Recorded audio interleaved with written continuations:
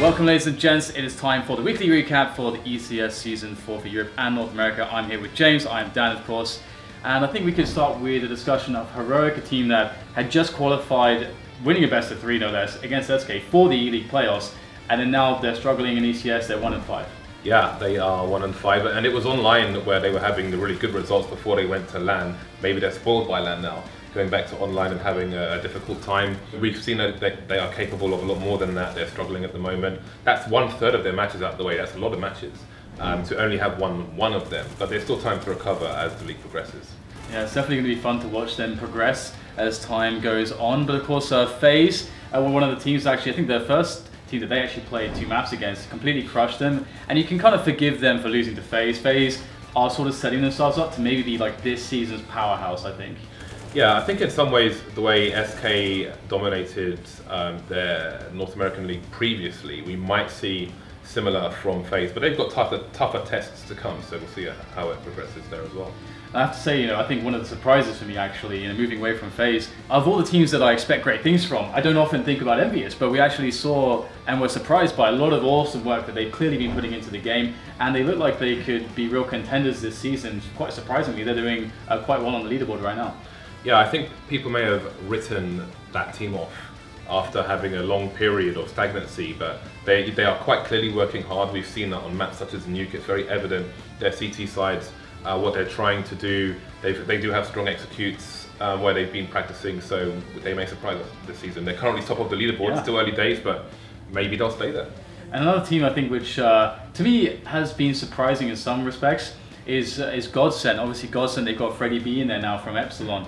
And they have a completely new approach. Obviously, in the past seasons, we saw the Pronax version of this team, and they seem to be lacking fragging power, and they seem to be having some, like, Schneider was vocal that there was just stuff going on in the team, like they don't understand the roles. Then there was general dissent in that sense. But now it does actually seem like there's a lot of promise, and they're able to already, after being together for such a short time, expand their map pool. I've seen great stuff from them on Mirage, Cash, and so on.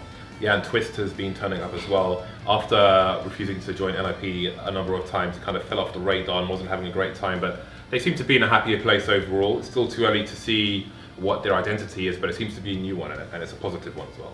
Yeah, I think those for me would probably be the main storylines, the main points of interest and storylines to follow as the course of Europe goes on. But of course, we've had a bunch of North American matches as well. I think straight out the gate, the match and the storyline that made Reddit front page immediately was Ghost beating SK in what was it, like 16-3 or something. I don't know how this could possibly happen, but it did. Yeah, it's an anomaly for them, and I don't think they care about it. Sometimes you lose a match.